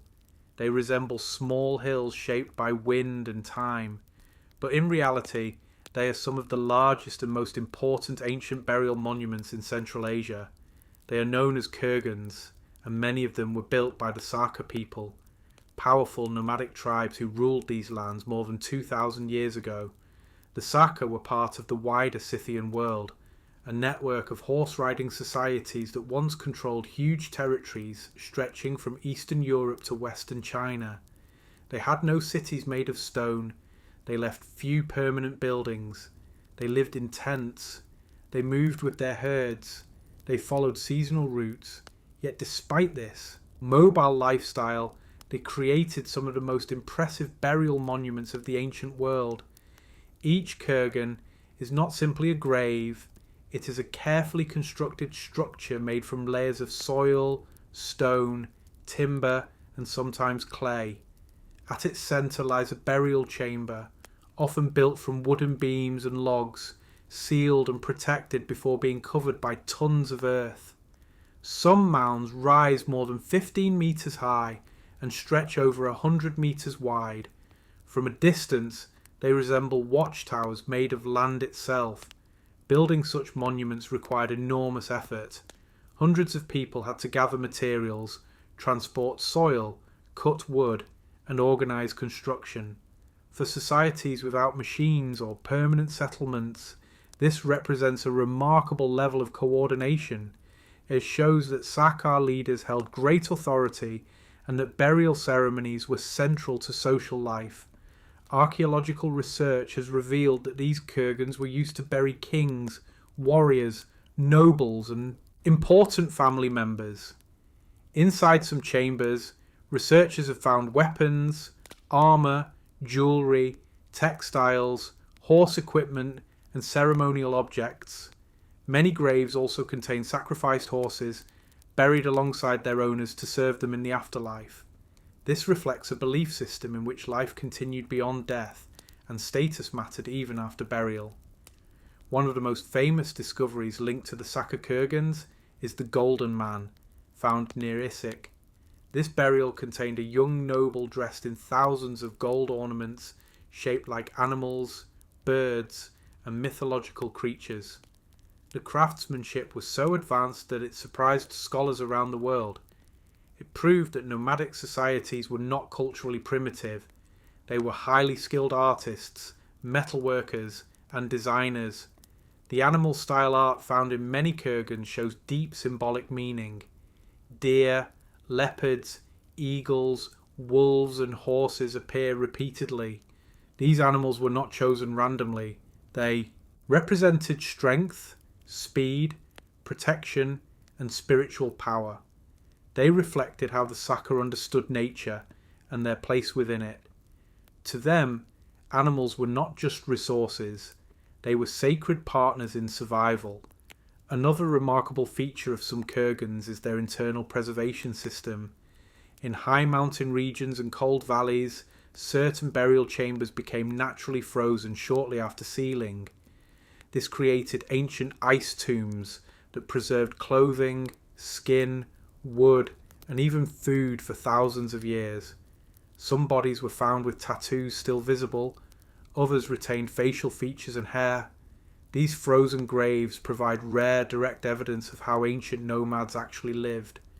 Without them, much of Saka culture would be lost forever. Despite their power, the Saka civilization eventually declined.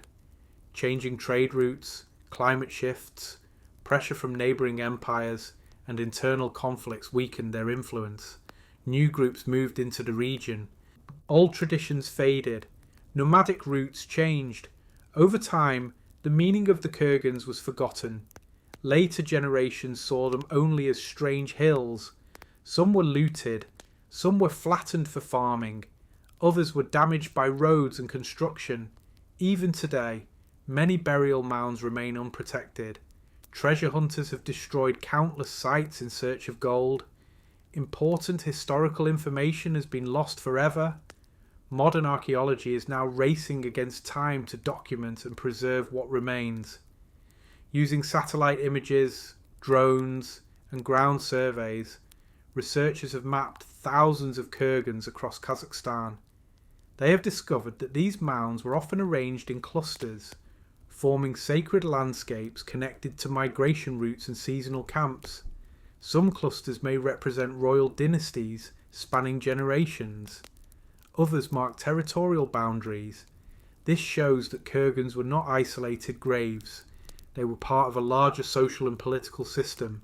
For Bis the Saka, burial was not the end of life. It was a transformation.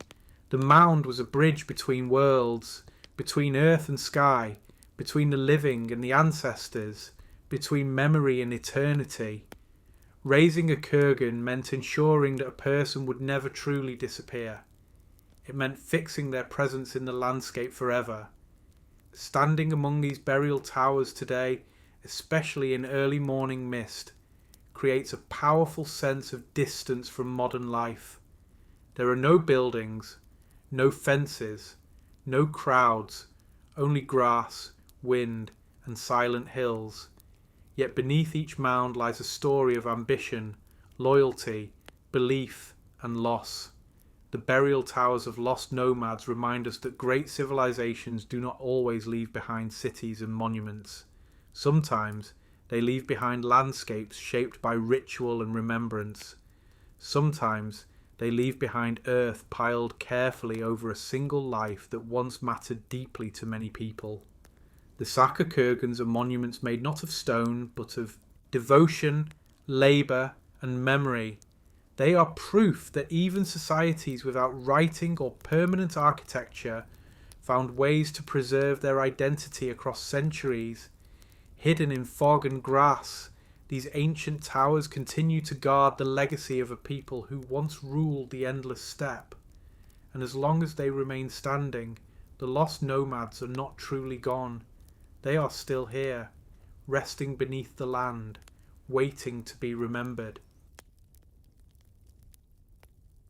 Inside the forgotten world of Bu Nuwara dolmens, in the quiet hills of northeastern Algeria, where dry grass moves slowly in the wind and rocky slopes stretch toward distant valleys, there exists a vast field of ancient stone tombs that most people never notice, even though thousands of them lie scattered across the landscape, silently preserving the memory of communities that lived here more than 3,000 years ago.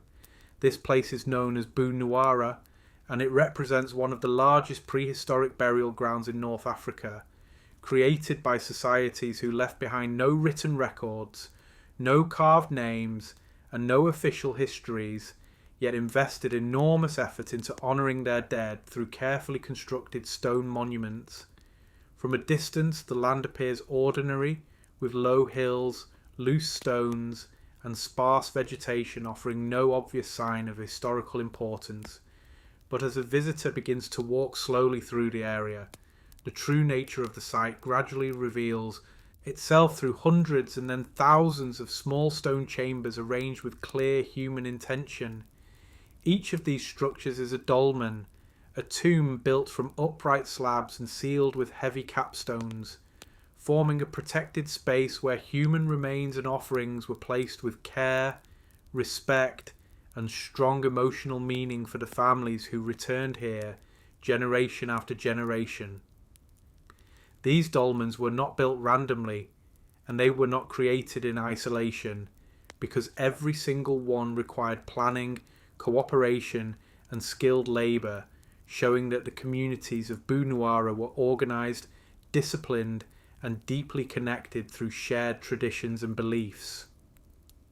Archaeological evidence suggests that most of these tombs were constructed between about 1500 and 500 BCE, during a period when farming and herding societies were becoming more complex across North Africa, developing permanent settlements, trade connections, and social hierarchies that shaped everyday life.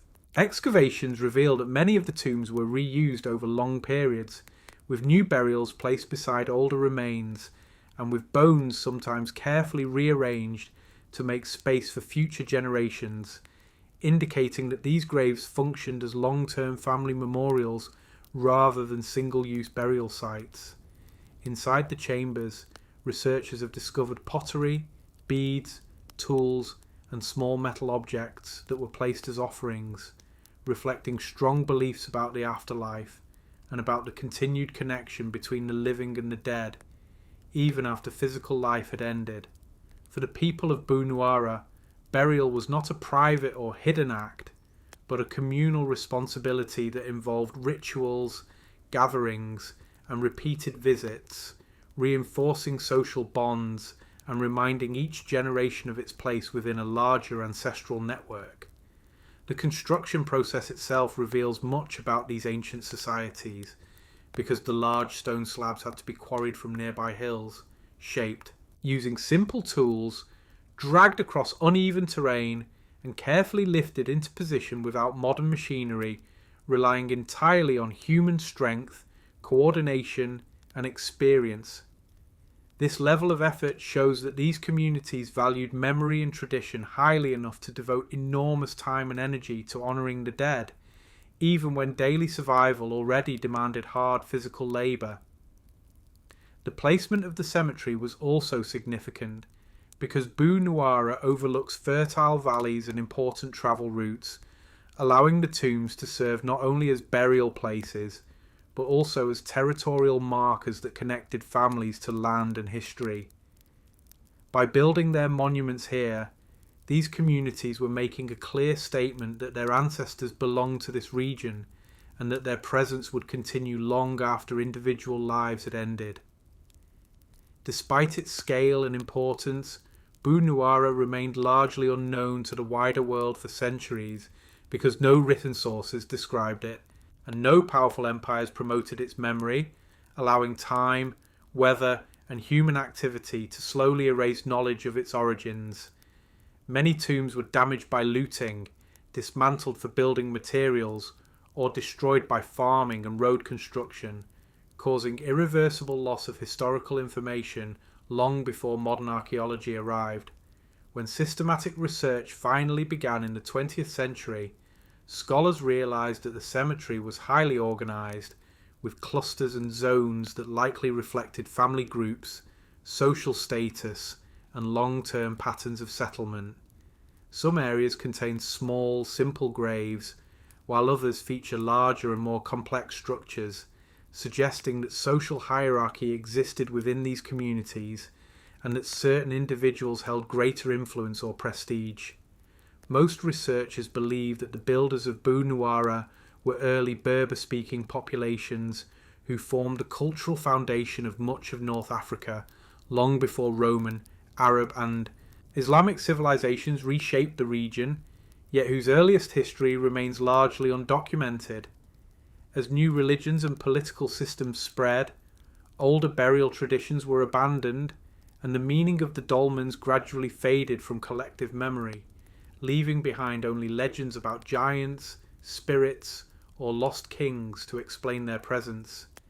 Today, Bunuara remains fragile and vulnerable as rainfall weakens foundations, vegetation pushes stones apart, and human activity continues to threaten unprotected areas, placing thousands of tombs at risk of disappearing within a few generations. Walking through the site now feels like entering a vast open-air archive where every stone represents a life, a family, and a moment of meaning that once mattered deeply to someone who lived and died in this land. There are no buildings, no streets, and no written signs to guide visitors, yet the landscape itself tells a powerful story of devotion, cooperation, and remembrance that survived for thousands of years without books or monuments of empire. The hidden dolmens of North Africa remind us that history is not only created by kings, armies, and capitals, but also by ordinary communities who chose to honour their dead through lasting effort and shared responsibility. Bunuara stands as their silent record, preserved not on paper or in libraries, but in stone and soil, waiting for deeper understanding. The hidden civilization of poverty, Point. In the low, humid wetlands of northern Louisiana, where rivers overflow their banks, forests grow thick along muddy channels, and mist often rises from the ground at dawn, there exists an enormous prehistoric landscape that looks almost natural at first glance, yet was carefully shaped by human hands more than 3,000 years ago. This place is known as Poverty Point, and it represents one of the most advanced and mysterious ancient settlements ever discovered in North America, created long before cities, writing systems, or formal governments appeared on the continent. From the ground, Poverty Point looks like a series of gentle hills and shallow curves spreading across open land, with grassy ridges, low mounds, and winding paths that seem to blend naturally into the surrounding swamps and floodplains. But when viewed from the air, a completely different picture emerges, revealing massive concentric earth ridges arranged in perfect arcs, connected to large ceremonial mounds and aligned with surrounding waterways, forming what can only be described as a planned prehistoric city. These earthworks cover more than 4 square kilometres and consist of 6 curved ridges, several large mounds, and dozens of smaller platforms, all built entirely from soil carried by hand, basket by basket, by thousands of people working together over many generations. Archaeological research shows that Poverty Point was constructed between about 1700 and 1100 BCE, during a time when most communities in North America were still living in small villages and relied mainly on hunting, fishing, and gathering for survival. What makes Poverty Point extraordinary is that it was built by people who were not farmers in the modern sense and did not rely on large-scale agriculture, yet still managed to organise one of the largest construction projects in the ancient Americas. The people who lived here hunted deer, fished in rivers, gathered nuts and fruits, and traded extensively with distant regions, obtaining stone, copper, and minerals from areas hundreds and sometimes thousands of kilometres away. Excavations have revealed materials from the Great Lakes, the Appalachian Mountains, the Rocky Mountains, and even the Gulf Coast, proving that Poverty Point was part of a massive trade network connecting much of prehistoric North America. This means the site was not an isolated village, but a major economic, cultural, and social centre that attracted people from far beyond the local wetlands. The curved ridges at Poverty Point were likely used as residential areas, where houses made of wood, reeds, and mud once stood in long rows following the shape of the earthworks, creating organised neighbourhoods arranged around central ceremonial spaces. Between the ridges ran open corridors that allowed movement, gatherings, and possibly processions during rituals and seasonal events, suggesting that the entire settlement was designed for both daily life and large communal activities. At the centre of the complex stands Mound A, one of the largest prehistoric earth mounds in North America, rising more than 20 metres high and containing millions of cubic metres of soil, shaped into a massive platform that likely served political, religious, or symbolic purposes. Building this mound alone would have required tens of thousands of hours of coordinated labour, showing that Poverty Point society had leaders capable of organising large populations and maintaining long-term projects. One of the greatest mysteries is how such a complex society developed in a swampy environment prone to flooding, insects, disease, and unstable ground, conditions that normally make permanent settlement extremely difficult. Researchers believe the inhabitants carefully selected higher ground near natural levees and modified the landscape to improve drainage and stability, demonstrating advanced environmental knowledge and engineering skills. They understood river cycles, seasonal flooding, and soil behaviour, allowing them to create a stable urban centre in a place where nature constantly tried to reclaim the land. Another remarkable feature of Poverty Point is its astronomical alignment. Studies suggest that parts of the ridges and pathways correspond to solar positions during solstices and equinoxes, indicating that the builders observed the movement of the sun and incorporated cosmic cycles into their city design. This implies that religion, astronomy, and social organisation were closely linked, and that major ceremonies may have been timed according to celestial events. Artefacts found at the site reveal sophisticated craftsmanship. Stone tools were carefully shaped.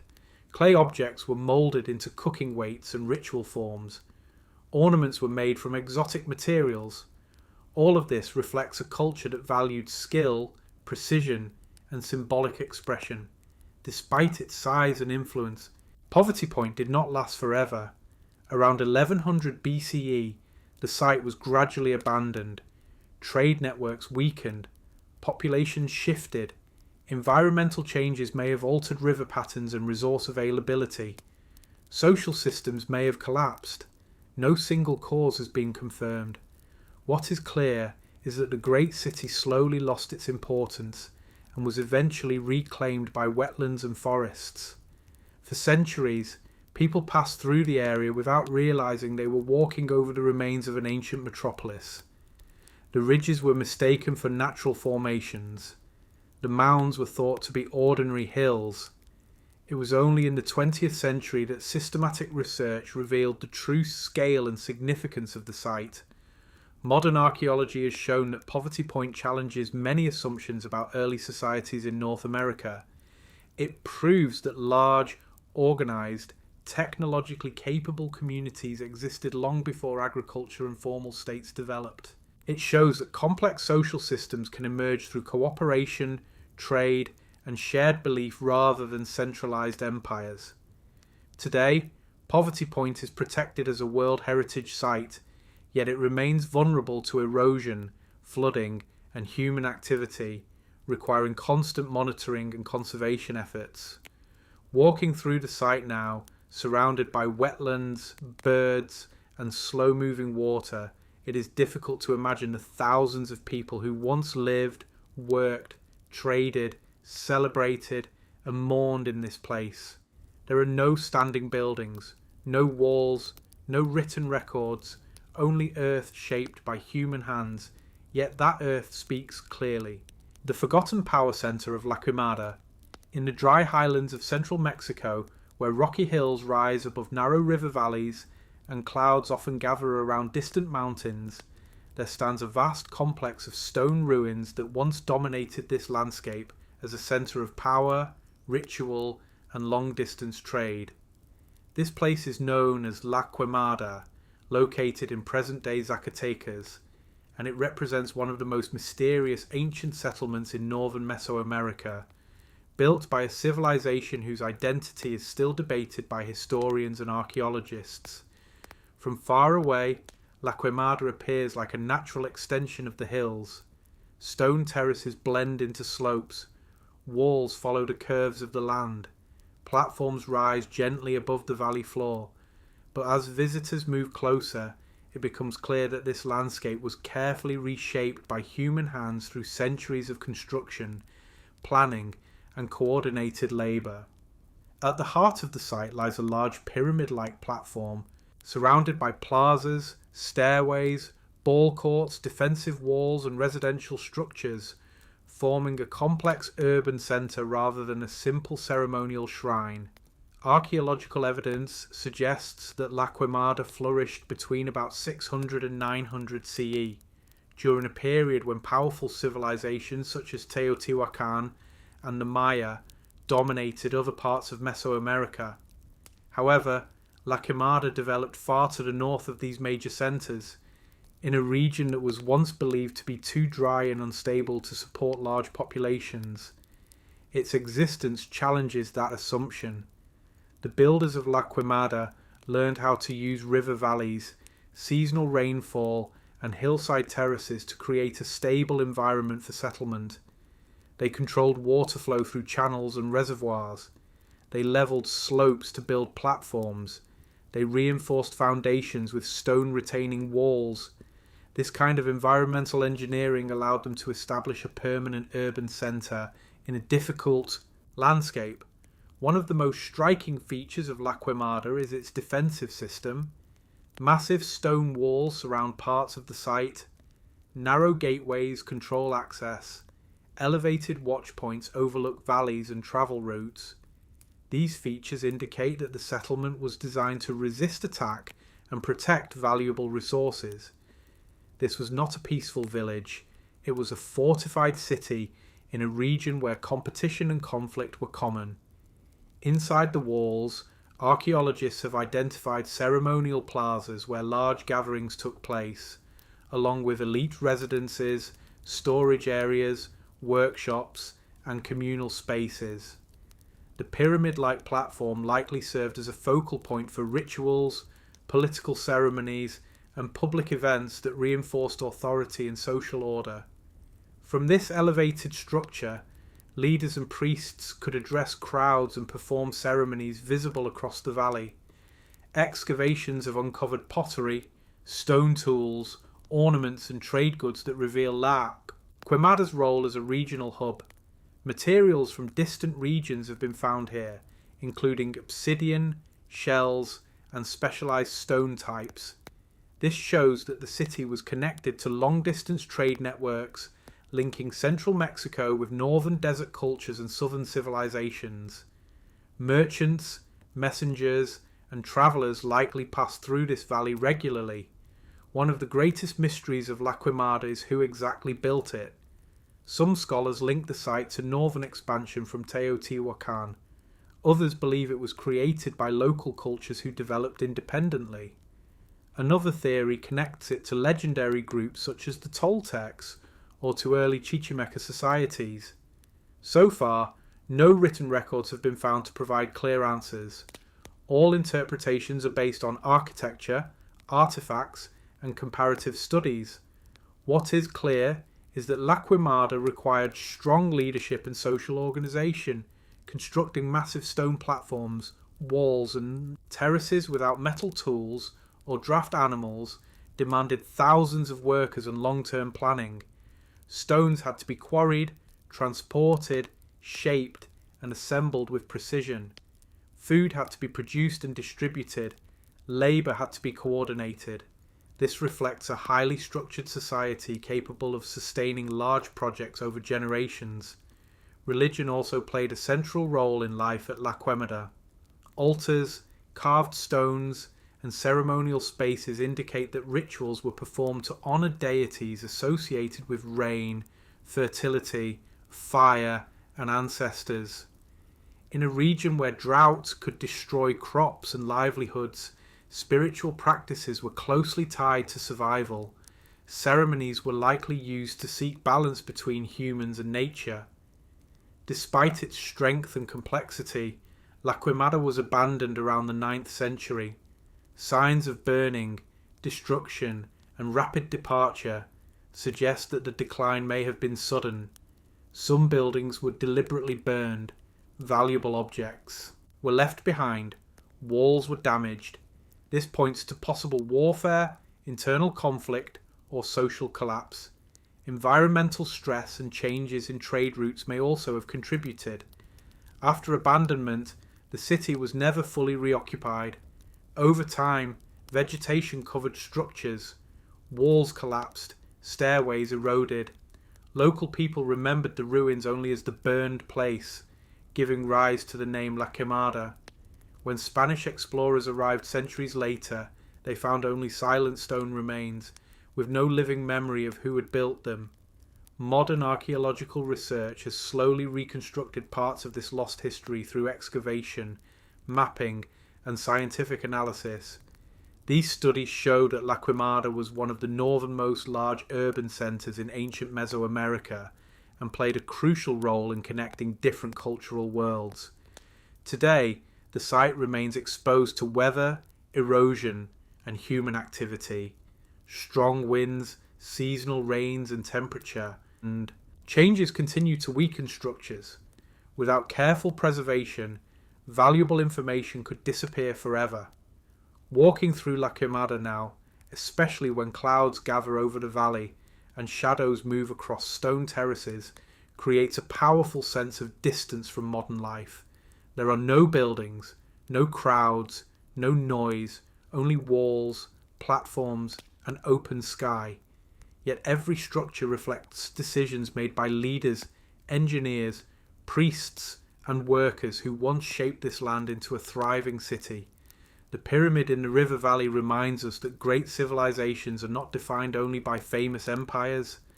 They also exist in forgotten regions, hidden landscapes, and remote valleys where people learn to adapt, organize, and imagine complex societies.